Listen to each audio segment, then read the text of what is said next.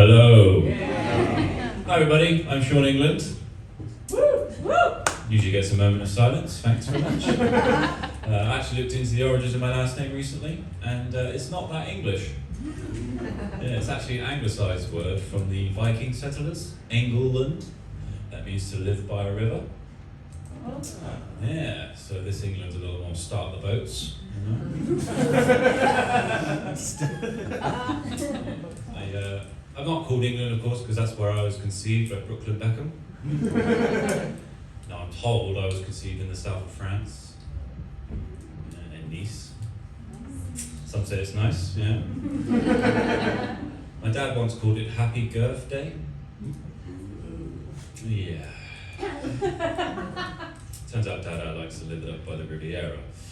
But no, I actually live by the river these days in Chiswick, by the Thames, which is really nice when your favourite colour is brown. Probably explains why everyone walks around like they love the smell of their own poodle. And fun fact, Chiswick is short for Chihuahua sick. Yeah. I'm aware my last name sounds like a fake name as well. It kind of sounds like a name a tourist would tell their friends of on their return. And they say, oh yeah, and when he put on a condom, was he called Johnny English? Yeah. That joke is completely made up. And why I won't travel to Brazil. I actually met someone in Chiswick recently as well. Started seeing someone. Yeah, not a therapist this time. I was single for a long time as well. You know, worked on myself quite a lot, read all the self-help books. Ego is the enemy. Please knock when you come in. The Philosopher's Stone. Even did a book club at one point. If you've never been, just imagine an asexual orgy. Completely all the self-help books, didn't even buy some of them. One of my exes bought me the book The Courage to be Disliked. And I only ever bought her an orchid, which of course blossoms every year, even when the love is dead. And that's the only way a man can win a breakup. So, I was single for a while. I thought about at one point getting into an AI relationship, but my last partner was BI. And, that's how it ended, you know. She gave me the old "it's not you, it's me and Annie." Each to their own, as they say. So the best thing about not being with someone anymore is, the best thing about not being single anymore is obviously not being on the dating apps. I mean, it's kind of finding the swiping process on a little tedious at the end, a little bit like Goldilocks and the Three Bears, you know. This one's too into cold plunges, this one's too hot to be real, this one's just right wing.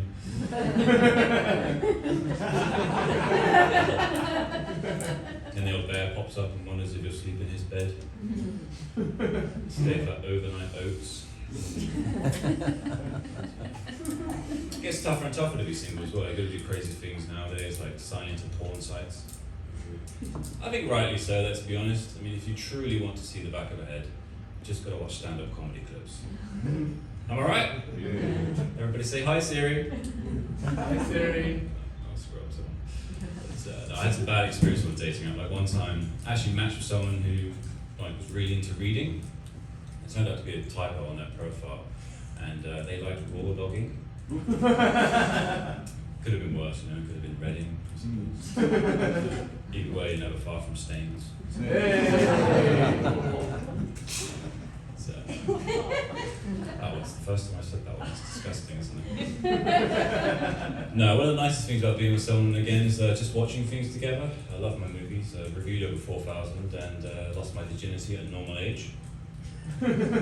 Shocker. I can't write this script, I suppose.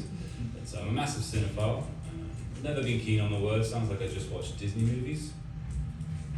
Should I say for the Sunday scaries? When I have a bad gig, so the jury's still out. But one of my favourite movies is Inception. Although last time around I fell asleep during it, and then when I woke up, Leonardo DiCaprio was in an age-appropriate relationship. So I may still be dreaming. My girlfriend's not really into film and TV so much. Like I was on Disney, thought we put on the new series of 1,000 Blows, and she thought I was suggesting porn. So, I mean, Stephen Graham is in everything, but actually work in the world of film and TV as well.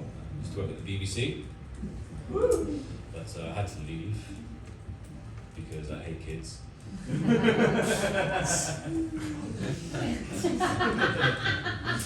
But before I talk about the BBC days, have you all paid your TV licence fee?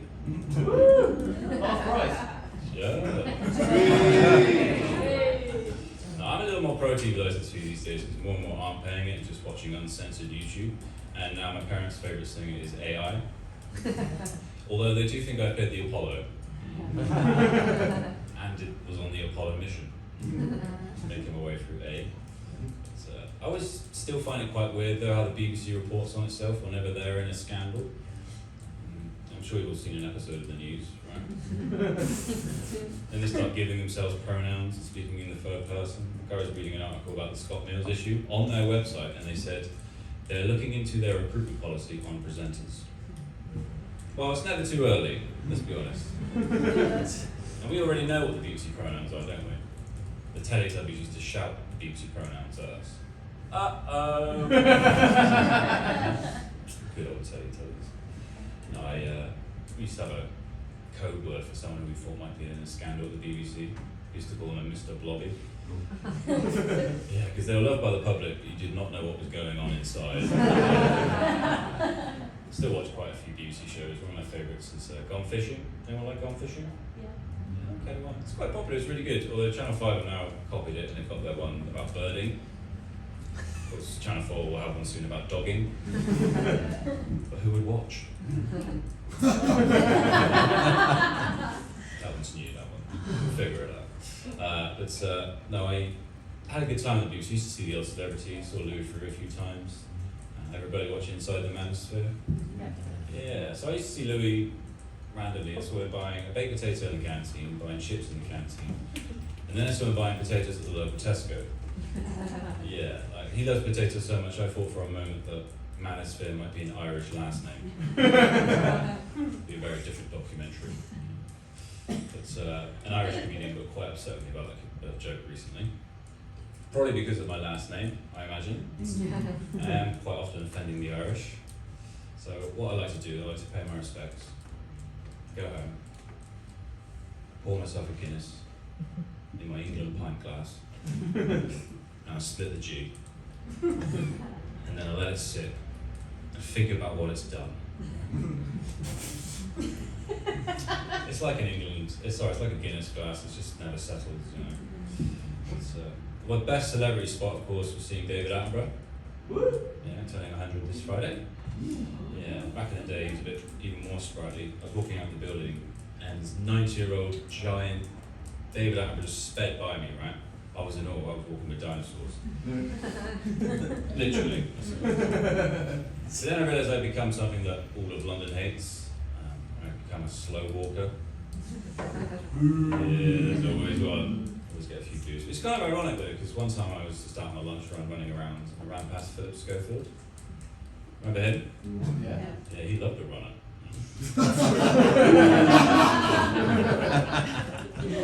Didn't even catch his eye, but it's fine. No, I actually ran quite a lot. Any runners in? Well, we're running from something. I used to do the park runs before realising they kind of resemble a White Lives Matter protest. Tried the run club as well. That was just full of really athletic singles, and suggested to them that they called it speed dating, and they just ran away. Tried high rocks as well, so that was quite intimidating. Everyone was looking very scary. I thought for a moment that high rocks might be a term for crystal meth. Tried CrossFit as well when I was younger. At least that's what the priest called it. I wasn't sure. Now my girlfriend's really into fitness as well. She does reformer Pilates, which I imagine is like normal Pilates, but you just stretch out the right side of your body. She loves her Peloton bike apparently. Says it's just nice to ride something longer than a minute. No further questions. But, I went to the gym for the other day as well, which was a bit weird seeing her with her PT. I mean, he's such like a man whore that even his boxers say next. There's always like an encouraging sign up on the wall at everyone's gym. At her one, there was one that said, "You're already lapping the version of you that didn't show up." So I went home. I win to win. We actually had a sign up at my gym one time. It got taken out for being grammatically incorrect because it read, "Jim will fix it." Some have the spelling of a child. So, another classic from the BBC. Anyway, you've all been lovely. I've been Shaun England. Good night.